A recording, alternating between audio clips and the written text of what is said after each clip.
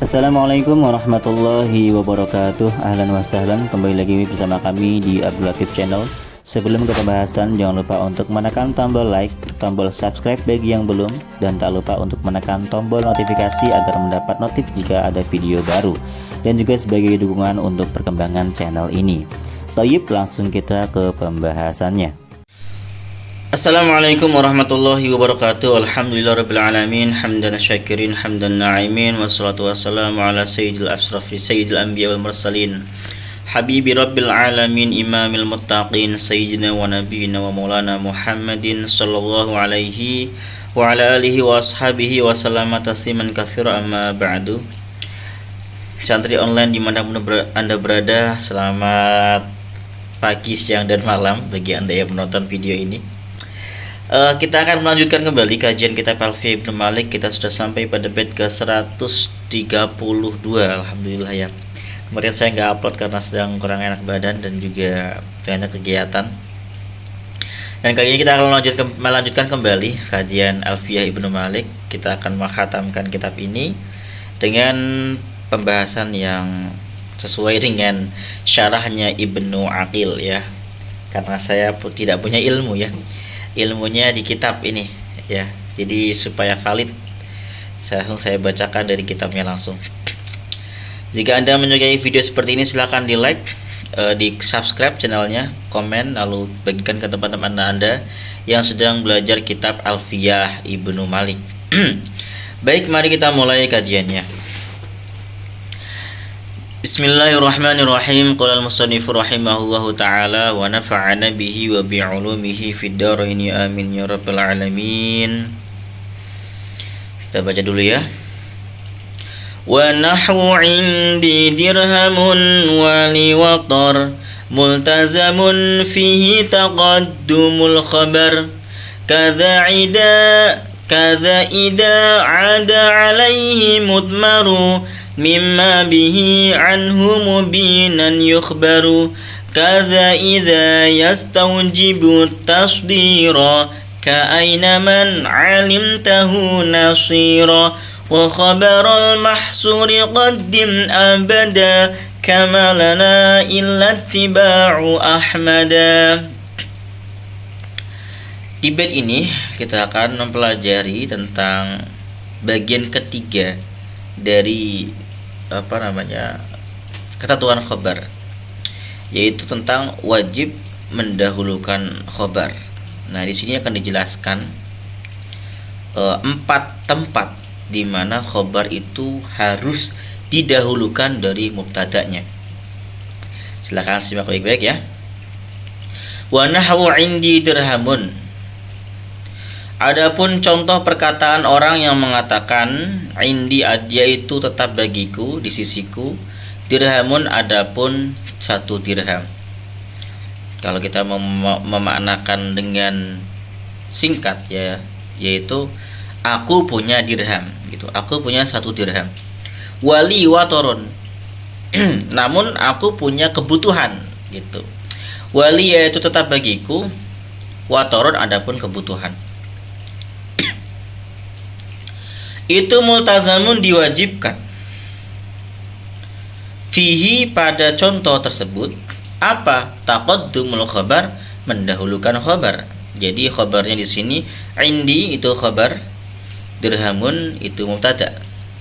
Sama li itu khabar, watorun itu mubtada. Jadi mubtadanya berupa isim nakirah, sedangkan khabarnya berupa jar majrur atau berupa dzaraf. Dalam kondisi seperti itu, maka tiada pilihan lain kecuali harus mendahulukan khobarnya. Jelas ya, itu posisi 1. Tanpa kita baca Ibnu Aqil memang kadang kita bisa langsung paham maknanya ya. Kemudian kadza, yaitu kadza sebagaimana wajib mendahulukan khobar. Idza apabila ada kembali alaihi kepada khobar apa mudmarun domir mimma dari mubtada yukhbaru yang dikabarkan bihi dengan khobar anhu dari ma mubinan halnya menjelaskan khabar tersebut. Jadi agak ribet ini. Kadza idza ada alaihi mudmaru mimma bihi anhu mubinan yukhbaru. Nah, ini ribet. Tapi intinya begini.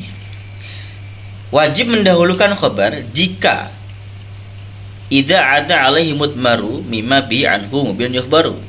Itu memang agak simpel, agak rumit, tapi simpelnya wajib mendahulukan khabar jika domir pada mubtada itu kembali pada salah satu bagian khabar gitu.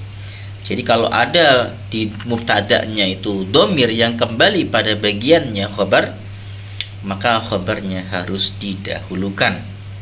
Ini menurut Ibnu Malik, Imam Ibnu Malik. Yang kedua itu, dan yang ketiga, kada idza yastaujibut tasdira. Kada seperti itu juga, artinya seperti itu juga, artinya wajib mendahulukan khabar. Idza yastaujibu, apabila berhak khabar tersebut at-tasdira, terhadap berhak untuk diawalkan. Jadi at-tasdira itu mengawalkan, mendahulukan, diawalkan. Jadi kalau memang mubtada'nya itu wajib didahulukan, khabarnya wajib didahulukan atau wajib di awal kalam, maka memang khabarnya wajib di awal kalam. Kayak contoh, ka aina man alim tahu nasira. Aina yaitu di mana. Nah, itu langsung yaitu di mana, itu khabar berarti kan. Man adapun orang, alim tahu yang kamu ketahui dia, nasiron sebagai penolong. Di manakah orang yang kamu ketahui mampu menolong kita? Maksudnya begitu. Jadi aina itu menjadi khabar muqaddam. Dia isim istifham. Isim istifham wajib didahulukan. Wajib didahulukan. Jadi kalau khabarnya berupa isim yang wajib didahulukan, maka dia harus didahulukan khabarnya. Kayak kemarin mubtada juga, kalau misalkan dia berupa isim yang wajib didahulukan, maka mubtada yang tersebut harus didahulukan karena isinya wajib didahulukan. Apa itu isim itu? Isim istifham contohnya. Contoh isim yang wajib didahulukan. Ada juga isim syarat, itu wajib didahulukan. Jelas ya? Itu posisi ketiga. Kemudian posisi keempat, di mana khabar wajib didahulukan adalah wa khabara, dan terhadap khabar al-mahsuri, terhadap mubtada yang mahsur ya. Dan terhadap khabarnya mubtada yang mahsur, qaddim, dahulukanlah, abadan, selamanya. Kama lana illa tiba wahmada, seperti contoh malana, ma tidak, ya lana yaitu tetap bagi kita, illa tiba wahmada, kecuali adapun mengikuti Nabi Muhammad SAW. Jadi kita ini hanya harus mengikuti Nabi Muhammad. Itu contoh malana illa tiba ahmada. Ini mahsur ya. Jadi kalau ada ma lalu ada ilah, ada nafi, kemudian ada ilah, maka itu menjadi kaidah mahsur. Di sini mahsur itu mubtada'nya di mahsur. Tidak ada bagi kami kecuali ikut Nabi. Artinya pilihan kami hanya satu, ikut Nabi Muhammad SAW. Begitu. Jadi 4 posisi ya. Ketika isim mubtadanya isim nakirah, khabarnya berupa dzaraf atau jar majrur, itu wajib didahulukan khabarnya. Yang kedua, ketika pada mubtada ada domir yang kembali kepada khabar, itu berarti wajib didahulukan khabarnya. Yang ketiga, apabila khabarnya berasal dari isim yang wajib didahulukan, seperti isim istifham tadi, maka khabar wajib didahulukan. Dan yang keempat, jika mubtada'nya dimahsur, maka harus didahulukan khabarnya gitu. Jadi tidak ada bagi kita kecuali hanya mengikuti Nabi Muhammad. Nah, itu dimahsur namanya. Oke, itulah penjelasan dari bait 132 sampai 133. Nah, sekarang kita akan membaca syarah Ibnu Aqil. Kita baca singkat-singkat saja ya. Yang penting-penting saja. Bismillahirrahmanirrahim. Asyara fi hadhil abiyati ila qismil salis, ila al-qismil salisi.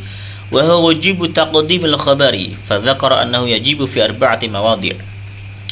Dalam bait-bait ini, musannif atau Imam Ibnu Malik mengisyaratkan kepada pembagian ketiga, yaitu wajib mendahulukan khabar. Maka beliau menyebutkan bahwasannya mendahulukan khabar itu wajib dalam 4 posisi. Al-awwalu, yang pertama, ayyakuna al-mubtada'u nakiratan laisa laha musawwigun illa taqaddumul khabar. Wal khabaru dzarfun au jarun wa majrurun. Posisi pertama adalah mubtada'nya adalah isim nakirah, dia tidak memiliki musawwig kecuali mendahulukan khabar.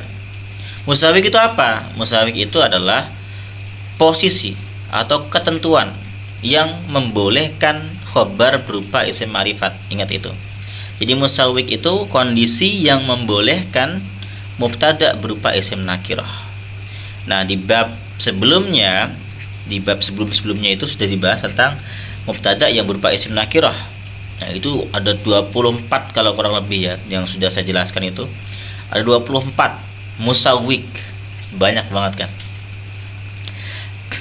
Nah, di sini diterangkan khabar wajib didahulukan ketika mubtadanya berupa isim nakirah dan dia tidak memiliki musawwig kecuali hanya dengan mendahulukan khabarnya. Khabarnya berupa dzaraf atau jar majrur. Contoh kayak indaka rajulun wa fid dari imra'atun, di sampingmu ada laki-laki, di dalam rumah ada seorang perempuan. Nah, itu contohnya. Fa yajibu taqdimul khabari huna, maka wajib mendahulukan khabar di sini. Fala taqulu, maka kamu jangan mengatakan rajulun indaka. Enggak boleh mengatakan rajulun indaka, seorang laki-laki di samping kamu. Kalau dalam bahasa Indonesia mah betul boleh ya. Tapi kalau dalam bahasa Arab dengan bahasa fushah tidak boleh. Harus indaka rajul, enggak boleh mengatakan rajulun indaka. Kalau rajulun indaka dijadikan sebagai sifat boleh, tapi itu bukan susunan mubtada khabar. Nah, ini sifat mausuf. Ya. Kemudian walam ra'atun fiddar, nggak boleh ngomong imra'atun fiddar. Dengan kamu pengen jadiin imra'atunnya mubtada, fiddar khabar, nggak bisa. Wajma'an nuhat wal arabu ala man idzalika. Ulama ilmu nahwu dan orang-orang Arab sepakat atas hal itu. Wa ila hadza asyara biqaulihi wa nahwu 'indi dirhamun wa liwatar. Ini diisyaratkan oleh qaul musannif, yaitu wa nahwu 'indi dirhamun wa liwatar. Fa in kana lin nakirati musawwigun jazal amrani. Jika ada bagi isim nakirah tersebut suatu musawwig, maka boleh dua perkara. Contoh kayak rajulun dzarifun zaidin. Rajulun dzarifun indi. Nah, ini ada musawwig lain, yaitu musawwignya adalah mubtada disifati. Rajulun dzarifun, laki-laki yang baik, laki-laki yang baik itu indi, di sisiku. Laki-laki yang mulia ya. Laki-laki yang mulia di sisiku. Ada sifatnya. Salah satu musawwig yang membolehkan isim nakirah menjadi mubtada adalah dia disifati. Nah, di sini ada dzarifun, dia disifati. Maka di sini bisa terjadi dua musawwig. Musawwig pertama dia disifati, musawwig kedua dia bisa diakhirkan. Maka bisa wa indi rajulun dzarifun. Bisa dua perkara. Kalau ada musawwignya dua, gitu. Tapi kalau musawwignya cuma satu, musawwignya ya harus didahulukan khabarnya. Wajib itu. Jelas ya. Jadi itu ketentuan yang pertama. Nah, ketentuan yang kedua, di sini kita singkat saja ya. Jadi saya nggak bakal bahas banyak-banyak ini. Yang inti-intinya saja ya. Asani, adapun yang kedua, ayyashtamilal mubtada'u. Mubtada harus mencakup ala domirin, kepada domir. Artinya dia harus mengandung domir ya'udu ala syai'in fil khabar, yang domir itu kembali kepada sesuatu yang ada dalam khabar. Contoh, fid dari sahibuha. yaitu di dalam rumah, sahibuha adapun pemilik rumah. Jadi di dalam rumah itu ada pemiliknya. Nah, itu bahasanya ya kan. Fa sahibuha mubtadaun. Maka lafaz sahibah itu mubtada muakhar, dia diakhirkan. Wa dhamirul muttasilu bihi raji'un ila dar. Domir yang bersambungan dengan mubtada sahibuha itu kembali kepada lafaz ad-dar yang wa huwa juz'un minal khabar. Lafaz ad-dar itu adalah bagian khabar. Fala yajuzu ta'khirul khabar, maka tidak boleh mengakhirkan khabarnya ketika ini terjadi.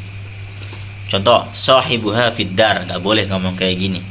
Karena di mubtadanya ada domir yang kembali kepada bagiannya mubtada, bagiannya khabar. Kenapa? Supaya li'alla ya'udad dhamiru ala mutaakhirin lafdhan wa rutsbatan. Karena supaya domirnya tidak kembali kepada lafadz yang diakhirkan, baik secara lafadz maupun secara tingkatannya. Ya namanya juga domir kan. Domir normalnya ini bukan domir sya'an. Ini domir yang memang kembali kepada benda gitu. Sahibuha fid dar, maka layaknya dia harus diakhirkan karena ada domirnya. Seperti itu. Wa hadza muradul musannif biqauli kadza ida alaihi mudmaru, ini disyaratkan dengan bait kadza ida ada alaihi mudmaru mimma bihi anhu mubinan yukhbaru. Nah gitu. Kemudian yang ke ini gimana ini? Kita langsung saja teman-teman. Ke yang ketiga langsung ya, biar cepat ya. Karena bahasan yang ini enggak terlalu penting. Asal isu adapun yang ketiga ya, ayyakun al-khabaru sadrul kalami ya. Keberadaan khabar adalah lafaz yang berhak di awal kalimat. Wa huwa al-muradu biqouli kadza idza yastajibu tasdira. Ini yang dimaksud dengan ucapan musannif kadza idza yastajibu tasdira. Nahu aina zaidun, contoh aina zaidun. Fa zaidun mubtada'un muakhar, maka zaid itu mubtada muakhar. Wa aina khabarun muqaddamun, lafaz aina menjadi khabar muqaddam. Wala yu'akhkharu, dan tidak boleh diakhirkan lafaz aina itu karena dia merupakan isim yang wajib didahulukan. Fala taqulu, maka kamu tidak boleh mengatakan zaidun aina. Zaid di mana? Kalau bahasa Indonesia boleh, tapi kalau bahasa Arab enggak boleh. Jadi harus aina zaid gitu. Lana al-istifhama lahu sadrul kalam. Karena istifham itu harus didahulukan dalam kalam. Wa kadzalika aina man alimtahu nasira. Demikian pula lafaz aina man alimtahu nasira, di manakah orang yang kau ketahui sebagai penolong kita, gitu. Fa aina khabarun muqaddamun wa man mubtada'un muakhkharun wa alimtahu nasira silatu man. Lafaz alimtahu nasira itu menjadi silahnya man. Man di sini man mausul berarti. Jelas ya, itu yang keempat ya. Ini diisyaratkan oleh lafaz kadza idza yastaujibu tasdira ka aina man alimtahu nasira. Kemudian yang keempat ayyakunal mubtada'u mahsurun. Keberadaan mubtada itu dimahsur, diringkas, dibatasi. Kayak innama fid dari zaidun, sungguh di dalam rumah hanya ada zaid. Maka ini wajib diakhirkan zaidnya karena kita berniat untuk membatasi mubtada, yaitu si penghuni rumahnya, si zaid. Beda kalau kita meniatkan yang mau kita mahsur itu khabarnya, maka kita mengatakannya innama zaidun fid dari. Sesungguhnya zaid hanya di rumah, artinya begitu. Tapi kalau innama fid dari zaidun, sesungguhnya hanya zaid di rumah. Beda kan? Beda antara kita sesungguhnya zaid hanya di rumah dengan sesungguhnya zaid hanya di rumah, atau sesungguhnya di rumah hanya zaid. Dengan jadi gini, sesungguhnya di rumah hanya ada zaid, itu mubtadanya dimahsur. Tapi kalau innama